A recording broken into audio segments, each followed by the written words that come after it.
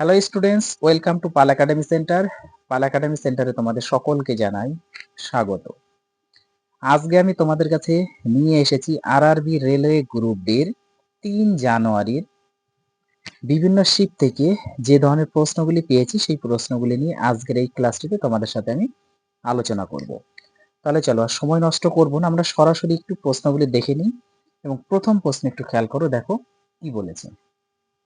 প্রথম প্রশ্নে বলেছে যে সাধারণ লবণের আনুমানিক আণবিক ওজন কত? সাধারণ লবণ যেটাকে আমরা NaCl বা সোডিয়াম ক্লোরাইড হিসাবে জানি, তো এর আনুমানিক আণবিক ওজন কত সেটা আমাদের জানতে হবে।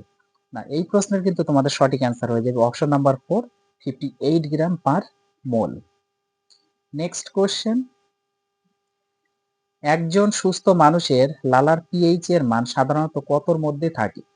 একজন সুস্থ মানুষের লালার পিএইচ এর মান সাধারণত কতর মধ্যে থাকে? না, এই প্রশ্নে তোমাদের সঠিক অ্যান্সার হয়ে যাবে অপশন নাম্বার 3, 6.2 থেকে 7.6। নেক্সট কোশ্চেন, 37 ডিগ্রি সেলসিয়াস তাপমাত্রা প্রায় কত ফারেনহাইটের সমান? 37 ডিগ্রি সেলসিয়াসের তাপমাত্রা প্রায় কত ফারেনহাইটের সমান? না, এই প্রশ্নের তোমাদের সঠিক অ্যান্সার হয়ে যাবে option number 3, 98.6 degree Fahrenheit. Next question, dengue রোগ কিসের দ্বারা সৃষ্টি হয়? ডেঙ্গু রোগ কিসের দ্বারা সৃষ্টি হয়? এই 4টে অপশনের মধ্যে তোমাদের সঠিক অ্যান্সার কি হয়ে যাবে একটু বলে ফেলো। না, এই প্রশ্নের কিন্তু তোমাদের সঠিক অ্যান্সার হয়ে যাবে option number 1, virus. Next question, একটি প্রজাপতির জীবনচক্রের তৃতীয় পর্যায়ে বা লার্ভা পরবর্তী কি নামে পরিচিত? একটি প্রজাপতির জীবনচক্রের তৃতীয় পর্যায় বা যেটাকে বলা হয় লার্ভা পরবর্তী কি নামে পরিচিত? না, এই প্রশ্নের কিন্তু তোমাদের সঠিক অ্যান্সার হয়ে যাবে option number 3, pupa. Next question, নিম্নলিখিত কোন উপাদানটি মানুষের রক্তের হিমের অংশ? নিম্নলিখিত কোন উপাদানটি মানুষের রক্তের হিমের অংশ? না, এই প্রশ্নের কিন্তু তোমাদের সঠিক অ্যান্সার হয়ে যাবে অপশন নাম্বার 1, লোহা। নেক্সট কোশ্চেন,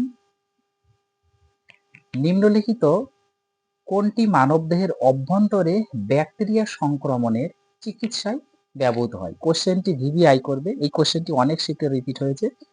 না, এই প্রশ্নে কিন্তু তোমাদের সঠিক অ্যান্সার হয়ে যাবে option number 2, antibiotic. Next question, নিচের কোন শৈবালটি প্রোটিনে সমৃদ্ধ এবং মহাকাশ যাত্রীরা খাদ্য পরিপূরক হিসাবে ব্যবহার করে? না, এই প্রশ্নের কিন্তু তোমাদের সঠিক অ্যান্সার হয়ে যাবে অপশন নাম্বার 1, স্পিরুলিনা। স্পিরি স্পিরুলিনা। নেক্সট কোশ্চেন, নিচের কোনটি রসালো উদ্ভিদের বৈশিষ্ট্য নয়? নিচের কোনটি রসালো উদ্ভিদের বৈশিষ্ট্য নয়? না, এই প্রশ্নে তোমাদের সঠিক অ্যান্সার হয়ে যাবে অপশন নাম্বার 1, পাতা নেই। নেক্সট কোশ্চেন,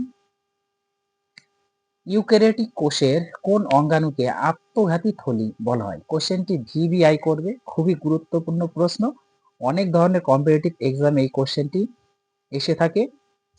না, এই প্রশ্নের কিন্তু তোমাদের সঠিক অ্যান্সার হয়ে যাবে, আশা করি এই প্রশ্নের অ্যান্সার তোমরা প্রত্যেকেই জানো যে ইউক্যারিওটিক কোষ বা কোষের আত্মঘাতী থলি কাকে বলা হয়?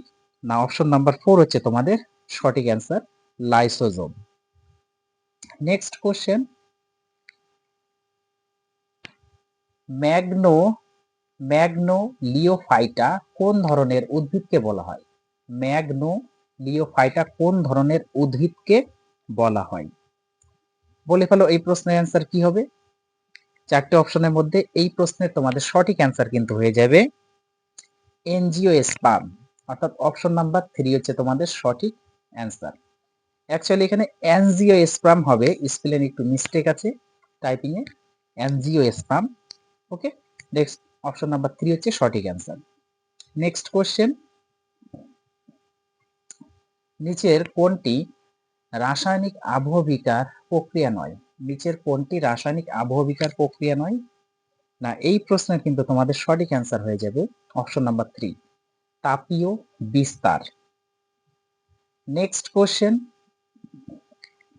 সৌরকোষ তৈরিতে সাধারণত কোন উপাদান ব্যবহার করা হয়? এই কোশ্চেনটি অনেক শিফটে রিপিট হয়েছে। কোশ্চেনটি খুবই গুরুত্বপূর্ণ কোশ্চেন, একটু ভিবিআই করবে। সৌরকোষ তৈরিতে সাধারণত কোন উপাদান ব্যবহার করা হয়? না, এই প্রশ্নে কিন্তু তোমাদের সঠিক অ্যান্সার হয়ে যাবে option number 3, silicon. Next question,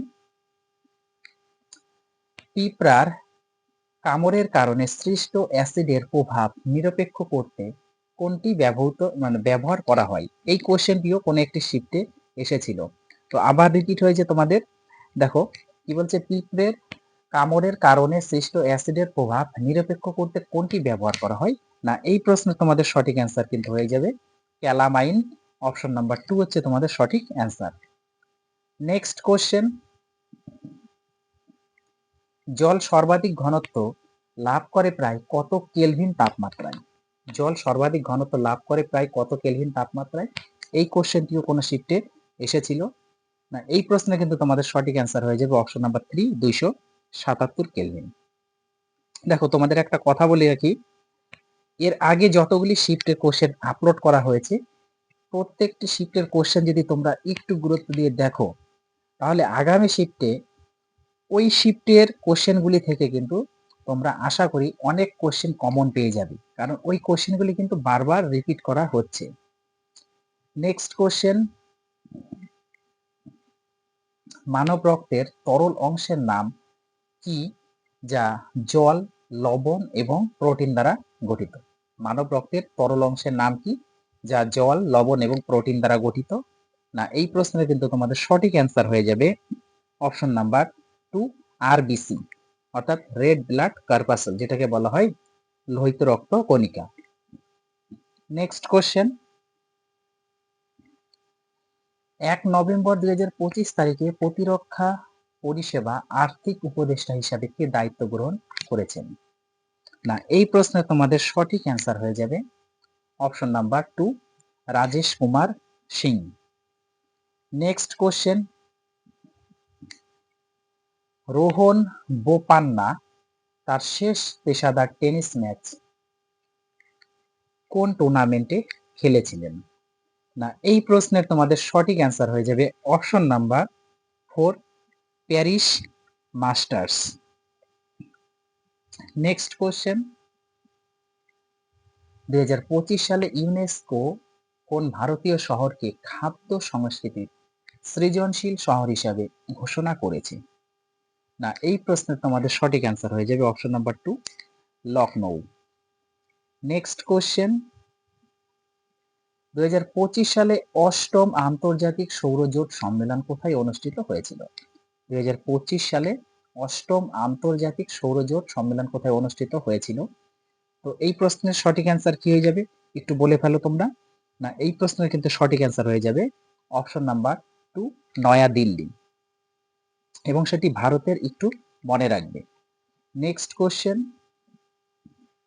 নিচের কোন খাদ্য উপাদান প্রতি গ্রামে মানুষের জন্য সর্বোচ্চ শক্তি প্রদান করে? এই কোশ্চেনটিও কোন একটি শিফটে কিন্তু এসেছিল, আবার রিপিট হয়েছে। নিচের কোন খাদ্য উপাদান প্রতি গ্রামে মানুষের জন্য সর্বোচ্চ শক্তি প্রদান করে? না, এই প্রশ্নের কিন্তু তোমাদের সঠিক অ্যান্সার হয়ে যাবে অপশন নাম্বার 2, ফ্যাট।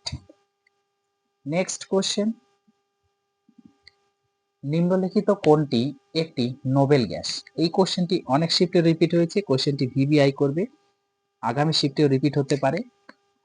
নিম্নলিখিত কোনটি একটি নোবেল গ্যাস? না, এই প্রশ্নের তোমাদের সঠিক অ্যান্সার হয়ে যাবে option number 2, helium. Next question,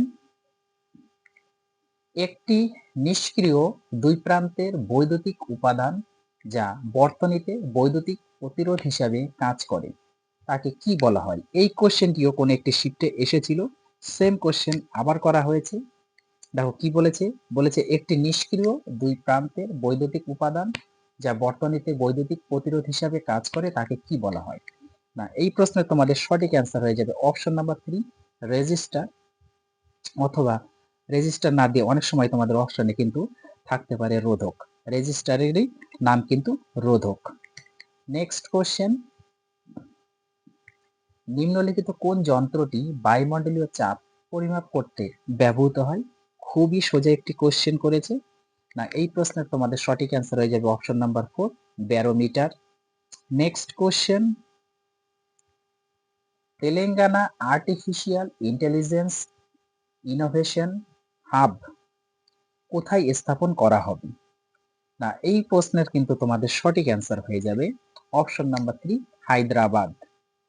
next question, স্বচ্ছ সর্বেক্ষণ 2025 রিপোর্ট অনুযায়ী ভারতের সবচেয়ে নোংরা শহর কোনটি? এই কোশ্চেনটিও কোন শিফটে এসেছিল, আবার রিপিট হয়েছে, সেম কোশ্চেন। স্বচ্ছ সর্বেক্ষণ 2025 রিপোর্ট অনুযায়ী ভারতের সবচেয়ে নোংরা শহর কোনটি? না, এই প্রশ্নের তোমাদের সঠিক কিন্তু অ্যান্সার হয়ে যাবে মাদুরাই, অর্থাৎ অপশন নাম্বার 1 হচ্ছে সঠিক অ্যান্সার। নেক্সট কোশ্চেন, বিশ্বের প্রথম কোন দেশ প্রজন্ম ভিত্তিক ধূমপান নিষেধাজ্ঞা কার্যকর করেছে? এই কোশ্চেনটিও তোমাদের আবার রিপিট হয়েছে, কোন একটি শিফটে কিন্তু এসেছিল। না, এই প্রশ্নের তোমাদের কিন্তু সঠিক অ্যান্সার হয়ে যাবে অপশন নাম্বার 1, নিউজিল্যান্ড।